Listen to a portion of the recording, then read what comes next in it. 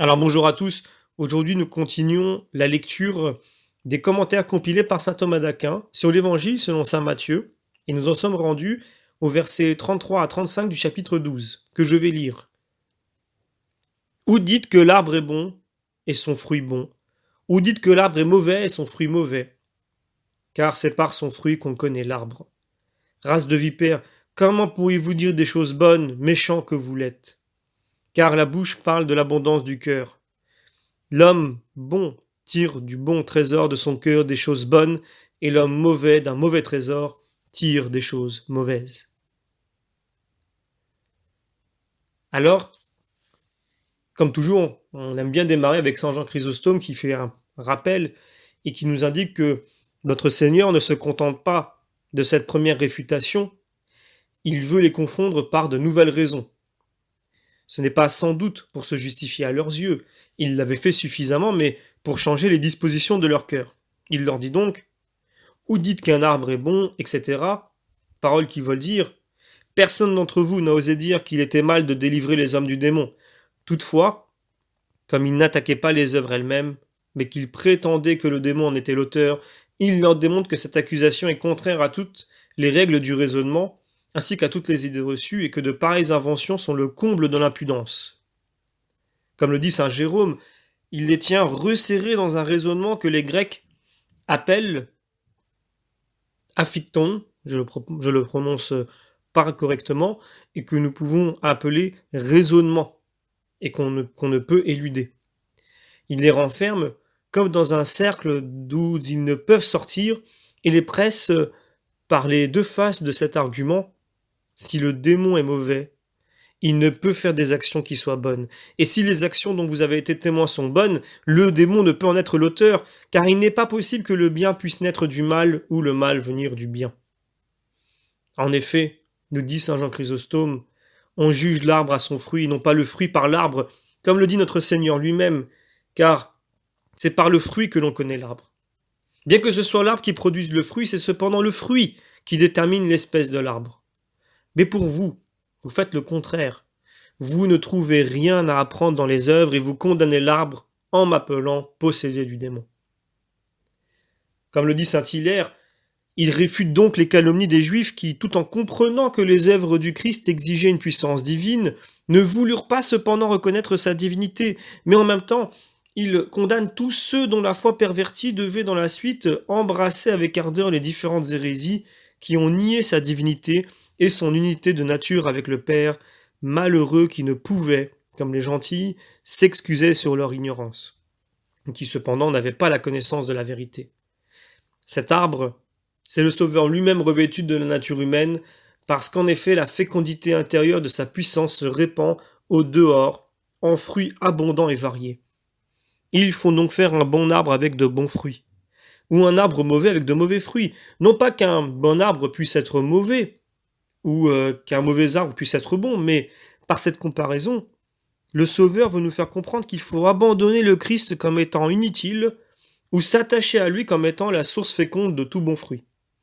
Vouloir prendre un moyen terme, attribuer quelques privilèges au Christ et nier ses qualités essentielles, le vénérer comme Dieu et le dépouiller de son union substantielle avec Dieu, c'est un blasphème contre l'Esprit Saint. Saisi d'admiration à la vue de la grandeur de ses œuvres, vous n'osez pas lui refuser le nom de Dieu et, par je ne sais quelle mauvaise disposition de votre esprit, vous lui contestez la noblesse de son origine en niant son unité de nature avec le Père.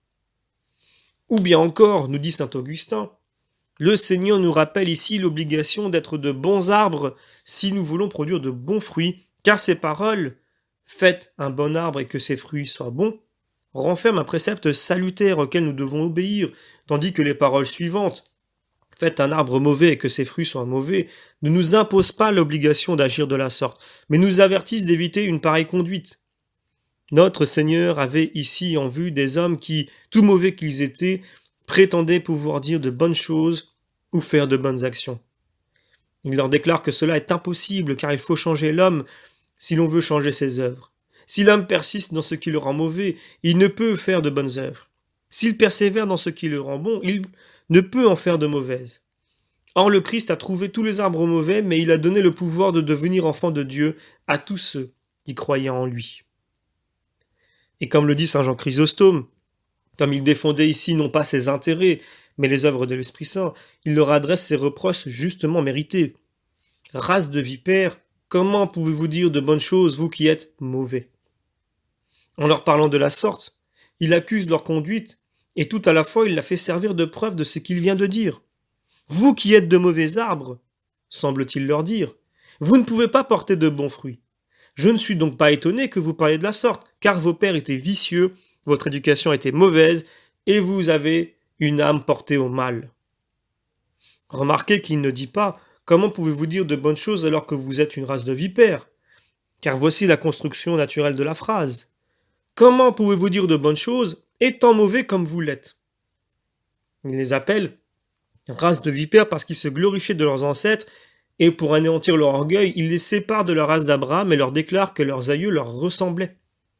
Ou bien, comme nous dit Raban, en les appelant race de vipères, il veut dire qu'ils sont les enfants et les imitateurs du démon, eux qui interprètent ses actions en mauvaise part, ce qui est le propre du démon.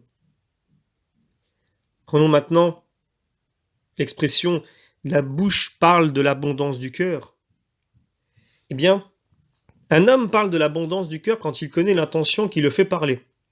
Vérité que le Sauveur développe plus clairement en ajoutant « L'homme qui est bon tire de bonnes choses de son bon trésor, et celui qui est mauvais tire de mauvaises choses d'un trésor mauvais. » Le trésor du cœur, c'est l'intention que l'âme se propose et d'après laquelle le juge intérieur détermine le mérite de l'action.